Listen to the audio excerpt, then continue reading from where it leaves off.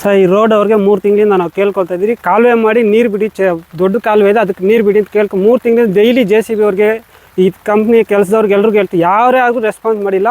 3 ದಿನದಿಂದ ಮಳೆ ಬರ್ತಾಯಿದೆ, 3 ದಿನದಿಂದ ಬರೀ ತೋಟದೊಳಗೆ ನೀರು ನುಗ್ತಾಯಿತ್ತು, ಎಲ್ಲಿ ಹೋಗ್ತಾಯಿಲ್ಲ. ಬರೀ ನಾನು ಸ್ಪೀಡ್ ಕಾನ್ ಇವಾಗ 5 kg ಹೂನಿದ್ದೀನಿ, ಅದು ಹೋಯ್ತು. ಚಾಮಂಚಿ ಗಿಡ ಎಲ್ಲ ನೆಂದು ಎಲ್ಲ ಗಿಡಗಳೆಲ್ಲ ಸತ್ತೋಗ್ತಾಯಿದೆ. ನಾನು 2.5 ಲಕ್ಷ 3 ಲಕ್ಷ ಬಂಡವಾಳ ಹಾಕಿದ್ದೀನಿ, ನನಗೆ ಪರಿಹಾರ ಕೊಡಬೇಕು ಅಂತ ಕೇಳ್ಕೊತಾ ಇದ್ದೀನಿ. ಇಡೀ ನಮ್ಮ ಊರಲ್ಲಿ ಬರೋ ನೀರು, ಮಳೆ ನೀರೆಲ್ಲ ನಮ್ಮ ತೋಟಕ್ಕೆ ಬಂದಿದೆ. ನಾವು 3 ತಿಂಗಳಿಂದ ಅವ್ರನ್ನ ಕೇಳ್ಕೊತಾ ಇದ್ದೀವಿ, ಕೆಲಸ ಮಾಡೋರ್ನ, ರೋಡ್ ಕೆಲಸ ಮಾಡೋರನ್ನ, ಕಾಲುವೆ ಮಾಡ್ಕೊಡಿ.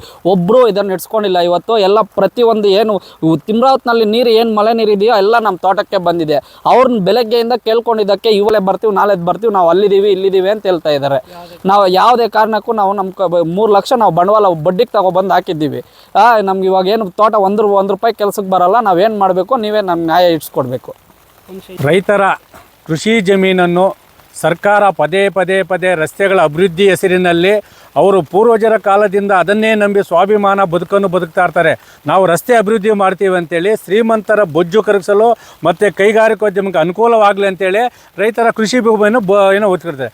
ಆ ಒಂದು ಕೃಷಿ ಭೂಮಿ ವಶಪಡಿಸ್ಕೊಂಡ ನಂತರ ಆ ರಸ್ತೆ ಅಭಿವೃದ್ಧಿ ಮಾಡುವ ಅಕ್ಕಪಕ್ಕದಲ್ಲಿರುವ ಚಿಕ್ಕ ಅಂದರೆ ಇರೋವಂಥ 50 ಎಕರೆಯಲ್ಲಿ ಒಂದು 10 ಗಂಟೆನೋ 20 ಗಂಟೆ ಉಳಿದಿರ್ತದೆ.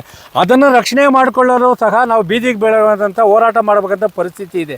ಯಾಕಂದರೆ ಇವತ್ತು ರಾಜ್ಯ ಹೆದ್ದಾರಿ 234 ಏನು ಇವತ್ತು ಮಂಗಳೂರಿಂದ ತಿರುವಣ್ಣಾಮಲೈ ವಿಕೋಟೆ ಗಂಟೆ ಏನು ರಸ್ತೆ ಹೋಗ್ತಾ ಇದೆ, ಇವತ್ತು ಮುಳಬಾಗಿಲು ವ್ಯಾಪ್ತಿಯಲ್ಲಿ ಹೋಗ್ತಾ ಇದೆ. ಅದು ಪಕ್ಕದಲ್ಲಿನ ತಿಮ್ರಾಯತ್ನಲ್ಲಿರೋಂಥ ನಮ್ಮ ದೇವಪ್ಪನವ್ರ ತೋಟದಲ್ಲಿ ಈ ರಸ್ತೆಯನ್ನು ಅಭಿವೃದ್ಧಿ ಮಾಡ್ತಾ ಇದ್ದಾರೆ.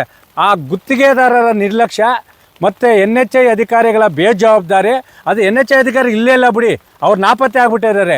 ಆ ಕೃಷ್ಣಮೂರ್ತಿ ಇರ್ಬೋದು, ಇಲ್ಲಾಂದರೆ ಆತನ ಮಲ್ಲಿಕಾರ್ಜುನ್ ಇರ್ಬೋದು, ಮತ್ತು ಇನ್ನೊಬ್ರು ಯಾರು ಅವ್ರು 3 ಜನ ಇದ್ದಾರೆ. ಯಾರೂ ಇಲ್ಲಿ ಗತಿ ಇಲ್ಲ, ರೈತರ ಸಮಸ್ಯೆ ಕೇಳೋದೇ ಇಲ್ಲ. ಆದರೆ ಗುತ್ತಿಗೆದಾರರ ಅಟ್ಟಾಸ ಎಷ್ಟೈತಿ ಅಂತೇಳಿದ್ರೆ ಇವತ್ತು ರಸ್ತೆ ಮಾಡಿ ಮಳೆ ನೀರನ್ನು ಸರಾಗವಾಗಿ ರೈತರ ಜಮೀನುಗಳಿಗೆ ಹೋಗದಂತೆ, ಅದು ಎಲ್ಲಿ ರಸ್ತೆ ಕುಸಿದಂತೆ ಚರಂಡಿ ವ್ಯವಸ್ಥೆ ಮಾಡಬೇಕು. ಆ ಚರಂಡಿ ನೀರು ಬೇರೆ ಕಡೆ ಹರಿದು ಹೋಗಬೇಕು, ರೈತರಾಗಲ್ಲ.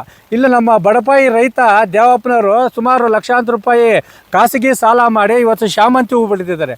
ಇವತ್ತೇನು ಶಾಮಂತಿ ಹೂವು ಮಾರ್ಕೆಟಲ್ಲಿ 600-700 ರೂಪಾಯಿ ಹೋಗ್ತಾ ಇದೆ. ಇನ್ನೊಂದು ತಿಂಗಳಲ್ಲಿ ಬರ್ತಾ ಇದೆ, ಗಣೇಶನ ಹಬ್ಬ ಅದಕ್ಕೂ ಬರ್ತಾ ಇದೆ. ಅದ್ರ ಮೇಲೂ ಬಾಯಿಗೆ ಮಣ್ಣು ಹಾಕ್ಬಿಟ್ಟಿದ್ದಾರೆ. ಇನ್ನು ಆ ಸ್ಪೀಡ್ ಕಾರ್ನ್ ಉಳಿದ್ದಾರೆ ಇಲ್ಲಿ ಪಕ್ಕದಲ್ಲೇ. ಆ ಸ್ಪೀಡ್ ಕಾರ್ನ್ಗೆ ನಿರಂತರವಾಗಿ 4 ದಿನದಿಂದ ಸುರಿಯುತ್ತಿರುವ ಈ ಮುಂಗಾರು ಮಳೆಯಿಂದ ಅದೆಲ್ಲ ಸ್ಪೀಡ್ ಕಾರ್ನೆಲ್ಲ ಹೋಗಿ ಎಲ್ಲ ನೆಲ್ಕೊಚ್ಚಿ ಬುರ್ದಿ ಬಂದ್ಬಿಟ್ಟೈತೆ. ಆದರೆ ಆ ಗುತ್ತಿಗೆದಾರನ ಕೇಳಿದ್ರೆ ಇವತ್ತು ರೆಡಿ ಮಾಡ್ತೀವಿ, ನಾಳೆ ರೆಡಿ ಮಾಡ್ತೀವಿ ಅಂದರೆ ಬೇಜವಾಬ್ದಾರಿ. ಅಧಿಕಾರಿಗಳು ನಮ್ಗೆ ಸ್ಪಂದಿಸ್ತಾ ಇಲ್ಲ, ಇನ್ನು ಗುತ್ತಿಗೆದಾರರು ಸ್ಪಂದಿಸ್ತಾ ಇಲ್ಲ, ಇನ್ನು ರೈತರ ಸಮಸ್ಯೆನ ಯಾರು ಕೇಳಬೇಕು? ನಾವು ಮೊನ್ನೆ ಜಿಲ್ಲಾಧಿಕಾರಿಗಳನ್ನು ನಾವು ಒತ್ತಾಯ ಮಾಡ್ತಾ ಇದ್ದೀವಿ. ಯಾಕಂದರೆ ಅವರು ರೈತ ಪರ ಇದ್ದಾರೆ, ಗಡಿಭಾಗದ ರೈತರು ಅಂತೇಳಿ ಅವರಿಗೆ ಅಪಾರವಾದ ಗೌರವ ಇದೆ. ಆ ಮೊನ್ನೆ ಜಿಲ್ಲಾಧಿಕಾರಿಗಳನ್ನು ಮತ್ತು ಸಂಬಂಧಪಟ್ಟ ಸ್ಥಳೀಯ ಶಾಸಕರುಗಳನ್ನು, ಸಂಸದರನ್ನು ನಾವು ಮನವಿ ಮಾಡ್ತಾ ಇದ್ದೀವಿ. ಅದರ ಜೊತೆಗೆ ಮನವಿ ಜೊತೆಗೆ ಏನು ಇವತ್ತು 234 ರಸ್ತೆ ಹೋಗಿದೆ, ಅದರಿಂದ ನಮ್ಮ ದೇವಪ್ಪನವರ ತೋಟ ಏನು ನಷ್ಟ ಆಗಿದೆ, ಹೂವು ಇರ್ಬೋದು, ಇದು ಮತ್ತು ಏನು ಸ್ವೀಟ್ ಕಾರ್ನ್ ಇರ್ಬೋದು, ಆ ನಷ್ಟ ಆಗಿದೆ. ಆ ನಷ್ಟ ಪರಿಹಾರವಾಗಿ ಇವತ್ತಿನ ಬೆಲೆ ಪ್ರಕಾರ 10 ಲಕ್ಷ ರೂಪಾಯಿ ಪರಿಹಾರ ಕೊಡಲೇಬೇಕು ಅವ್ರಿಗೆ. 10 ಲಕ್ಷ ರೂಪಾಯಿ ಪರಿಹಾರ ಕೊಡಿಲ್ಲ ಅಂತ ಹೇಳಿದ್ರೆ ಒಂದೇ ಒಂದು ಇಂಚು, ಒಂದೇ ಒಂದು JCB ಆಗಲಿ, ಒಬ್ಬ ಮನುಷ್ಯ ಆಗಲಿ ಆ ರಸ್ತೆಯನ್ನು ಮಾಡೋದಕ್ಕೆ ನಾವು ಬಿಡೋದಿಲ್ಲ. ಅದೆಷ್ಟೇ ಒತ್ತಡ ಬರಲಿ, ಅದೆಷ್ಟೇ ಕಾನೂನು ಬರಲಿ, ಅವ್ರು ಯಾವುದೇ ಪೊಲೀಸು ಪ್ರಕಾರ ಅವರು ಬಂದೋಬಸ್ತ್ ತಗೊಳ್ಳಿ, ರೈತರ ತಾಕತ್ತೇನಂತ ನಾವು ತೋರಿಸ್ತಾ ಇದ್ದೀವಿ. ಅದು ಗುತ್ತಿಗೆದಾರನ ಅವ್ರಿಗೆ ನಿರ್ಲಕ್ಷ್ಯ ಅಲ್ಲ, ಅವ್ರಿಗೆ ಎಚ್ಚರಿಕೆ ಕೊಡ್ತಾ ಇದ್ದೀವಿ. ಇವತ್ತು ನೊಂದ ರೈತರಿಗೆಲ್ಲ, ಒಬ್ಬ ರೈತರಿಗೆಲ್ಲ ಈ 234 ಎಲ್ಲಿ ಹಾದು ಹೋಗ್ತಾ ಇದೆಯೋ ಆ ಹಾದು ಹೋಗೋ ಆಜುಬಾಜಿನಲ್ಲಿರುವ ರೈತರ ಬೆಳೆ ರಕ್ಷಣೆಗಾಗಿ ನೀವು ಏನು ಮುಂಜಾಗ್ರತೆ ಕೈಗೊಳ್ಳಬೇಕು, ಚರಂಡಿ ವ್ಯವಸ್ಥೆ ಏನು ಮಾಡಬೇಕು, ಆ ಚರಂಡಿ ವ್ಯವಸ್ಥೆ ಮಾಡಿದ ನಂತರ ನೀವು ಈ ಒಂದು ರಸ್ತೆಯನ್ನು ಅಭಿವೃದ್ಧಿ ಮಾಡಬೇಕು ಮತ್ತು ಪರಿಹಾರನೂ ಕೊಡಬೇಕು.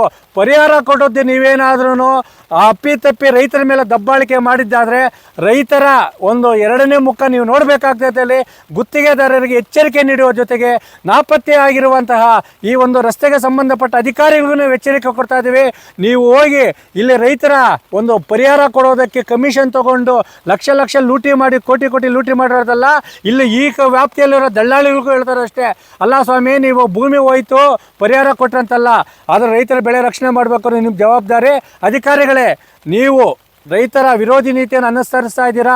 ನೀವು ಈ ಒಂದು ನೊಂದ ರೈತರಿಗೆ ಪರಿಹಾರವನ್ನು ಕೊಡಿಸದೇ ಇದ್ದರೆ ಗುತ್ತಿಗೆದಾರರಿಂದ ಖಂಡಿತವಾಗಲೂ ರಸ್ತೆ ಕಾಮಗಾರಿಯನ್ನು ಸಂಪೂರ್ಣವಾಗಿ ಸ್ಥಗಿತಗೊಳಿಸುವ ಹೋರಾಟದ ಎಚ್ಚರಿಕೆಯನ್ನು ಗುತ್ತಿಗೆದಾರರಿಗೆ ಅಧಿಕಾರಿಗಳಿಗೆ ನೀಡ್ತಾ ಇದ್ದೀವಿ.